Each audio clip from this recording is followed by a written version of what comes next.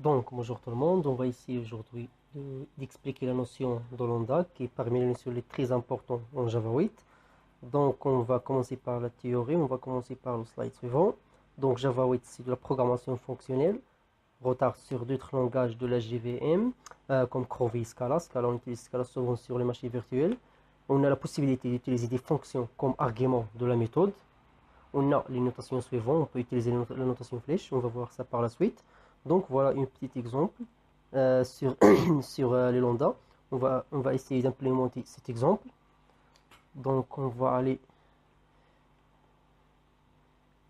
on va créer une nouvelle classe. Voilà, par exemple test classe. On va implémenter la méthode main.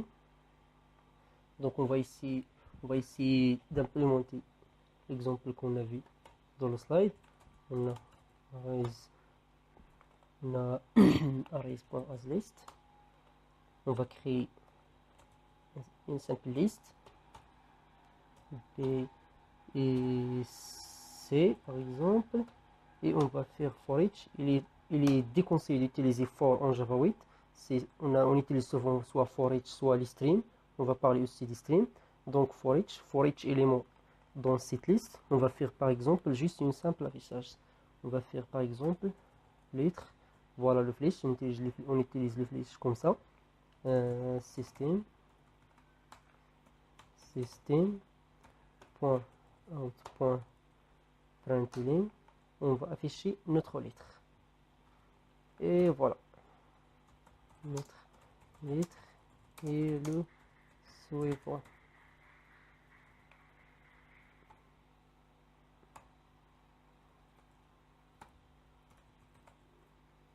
Et voilà notre lettre. Il y a une erreur, je pense qu'on a oublié ça.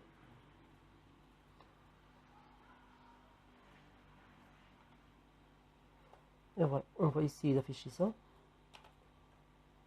C'est juste un simple exemple de for each. On va passer aux autres exemples pour aller un peu plus loin. Et voilà, notre lettre est A, notre lettre c'est B, notre lettre c'est C. Donc c'est parmi les méthodes pour parcourir par exemple une liste. Il est très déconseillé d'utiliser for en Java 8. Donc on va passer à l'autre slide pour aller un peu avancer. Donc, dans l'autre slide, on a inférence du type des arguments, utilisation des parenthèses. Par exemple, en for each, on n'a pas besoin de spécifier le type d'argument, les types, par exemple string, lettre, ou bien on peut faire tout simplement juste lettre. C'est la même chose si on a fait lettre ou bien string lettre, mais il est conseillé de faire juste lettre. Et ici, écriture de lambda plus complexe. On peut faire des écritures plus complexes de lambda. Voilà, on va essayer de faire cet exemple. Par exemple, on va copier ça. Si on veut faire plusieurs choses en même temps, lettres, on va utiliser les crochets. Donc maintenant on peut faire, par exemple, on va afficher notre lettre, on va faire en même temps une autre opération. Par exemple, ça, et en même temps on va faire par exemple lettre, point. On va essayer de convertir ça en majuscule, oui, ici, hop, case. Donc on a fait plusieurs opérations en même temps. On va essayer d'afficher ça.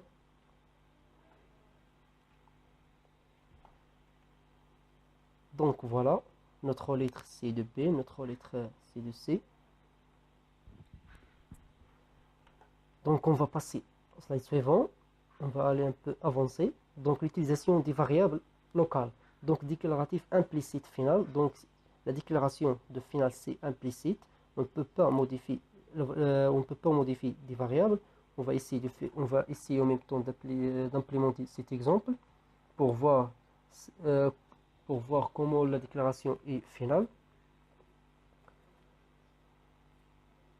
Donc on va essayer d'implémenter cet exemple. Par exemple, on va faire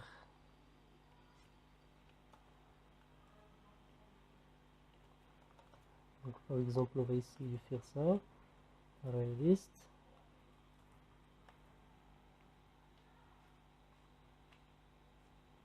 On va déclarer, on va faire string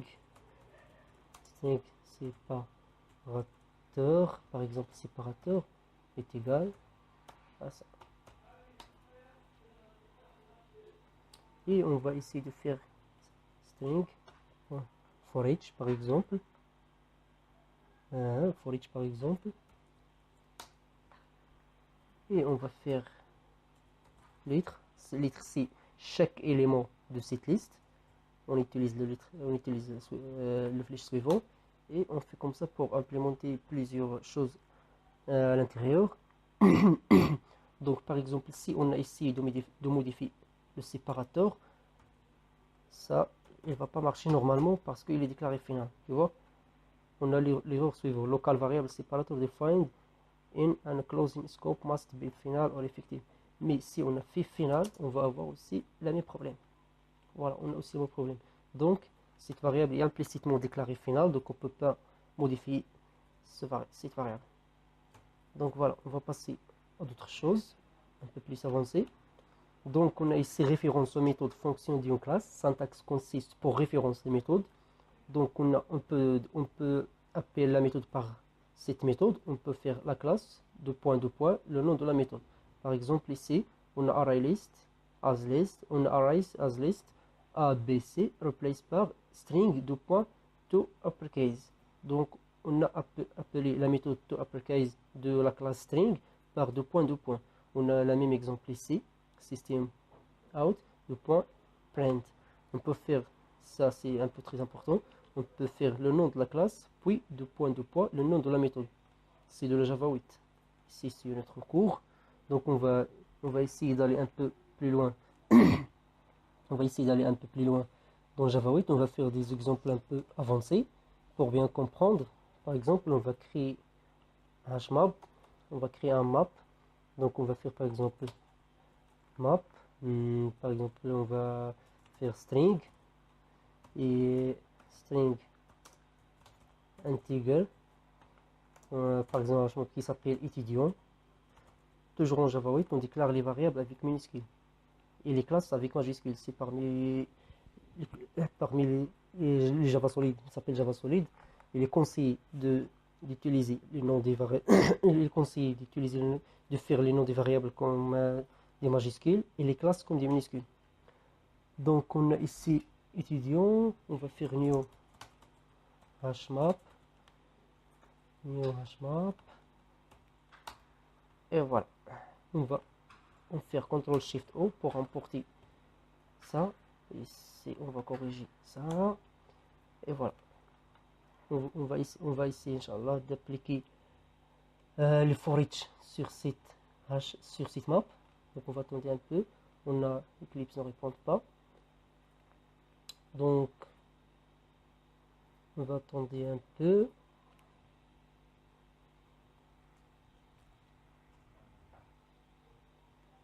On va faire un pause.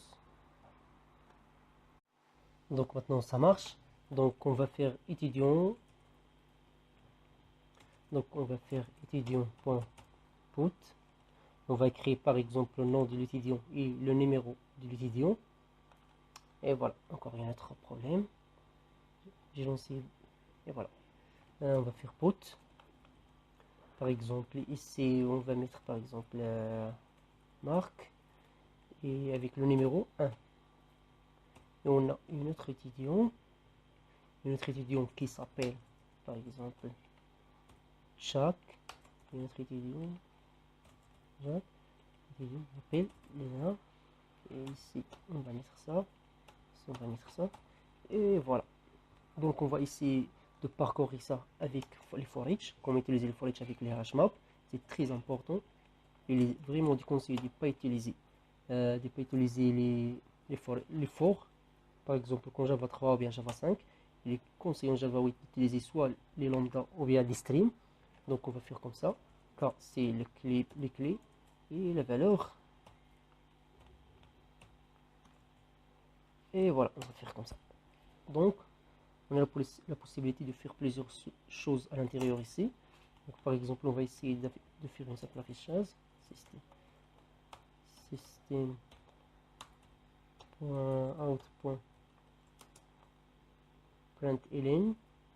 On va afficher le nom et le numéro de l'étudiant et on va faire une simple test sur par exemple l'étudiant qui s'appelle Marc.